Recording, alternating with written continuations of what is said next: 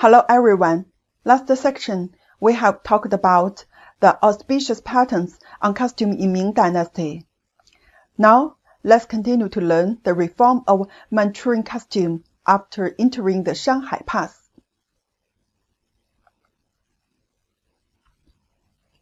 Clothing before Manchu entering the Shanhai Pass. Manchu is a descendant of Jurchen nationality. The ancestors of Jurchen nationality can be traced back to Su Shen people more than 3,000 years ago. They lived in the northeast frontier of our country for a long time and engaged in hunting for a living. Jurchens have long lived in the cold areas without silk or cotton. Women can weave coarse and linen clothes and are good at making fur coats. Women's braids and bun, wearing white clothes. The men's hair is left behind with braids hanging over their shoulders and is colored silk. They are good at riding, shooting, fishing, and hunting, and is clothed in long-haired animal skins in winter. In the late Ming Dynasty, the Jurchen gradually moved southward, close to the Han nationality area, and the living conditions changed somewhat. However, they emphasized national language, riding and shooting, and dressed as usual. The Jurchen people liked to dye deer skin red or green to make clothes or leather shoes. This skill was still popular among Manchu people in the middle and late Qing Dynasty, and can use large pieces of deer skin to make a pair of patterns, to make a fur robe with the skin facing outward, or use deer skin as a surface to dig cloths and inlay. The collar and sleeves of the women's robe are set in dyed red and green leather. In 1616, after Nuaki, Nu'er-ha-chi, was established king, in 1636, Huang Taiji ascended to the throne and was renamed Qing Dynasty. In 1644, in the first year of Shunzhi, the Qing Dynasty entered the Shanhai Pass and established its capital in Beijing. The customs and costumes of the Manchu Eight Banners also poured into Beijing.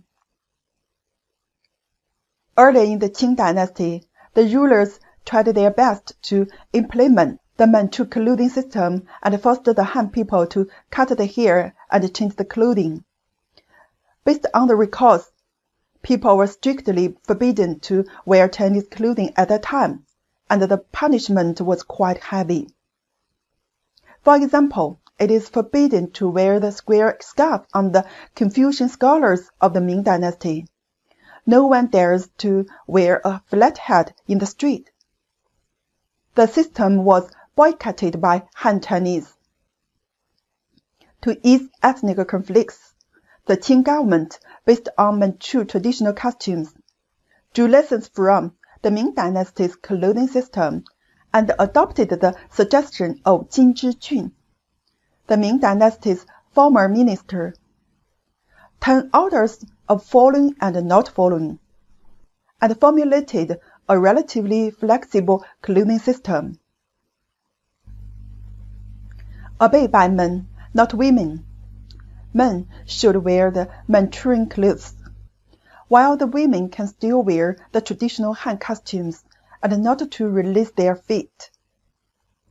Obeyed by live persons, not by dead persons. The dead people can still follow the Han customs. Obeyed by yang, not by yin. The Han customs can still be used when sacrifice temple, gods and gods. Obeyed by officials, not by their subordinates. The official should obey, while the subordinates do not have to obey it. Obeyed by old people, not by child.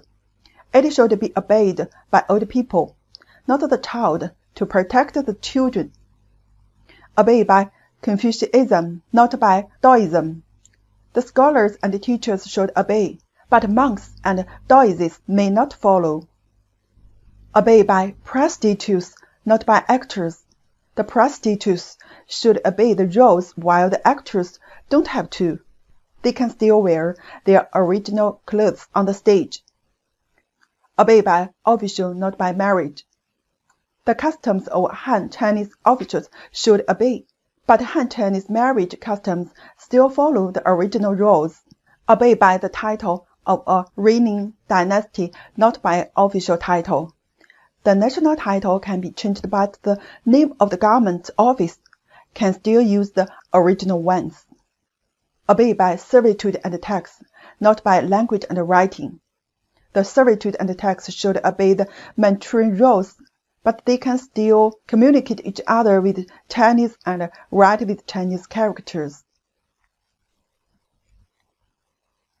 Although this 10 disobedience means that a more flexible attitude has been adopted in the implementation of Manchu and Han costumes, the costumes of Qing dynasty, such as horses' hoof sleeves, shaved hair on forehead, and braided hair on back of head, are the clothes that men must wear. On the royal and auspicious robes of Emperor Qianlong and in the royal robes of Emperor Qianlong, preserved in the Palace Museum in Beijing, the pattern of 12 chapters necessary for high-ranking robes of Han emperors has been found, and the positions of the 12 chapters are the same. However, no 12 chapters were found in the royal clothing, auspicious clothing, and portraits of Kangxi, Yongzheng, and Shunzhi emperors before Qianlong. Since Qianlong, later emperors have been decorated with 12 chapters according to Qianlong's rules. It can be seen that Qianlong insisted on adhering to the Manchu legacy, but only on the style of clothing and on the decoration. He advocated, take the meaning of pattern as the main content.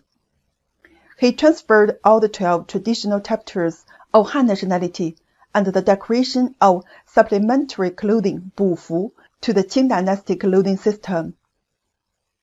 In the late Qing dynasty, with the invasion of Western forces, Western forms of culture and art gradually entered the Manchu court, which has some influence on the life and clothing concepts of Manchu royal family members.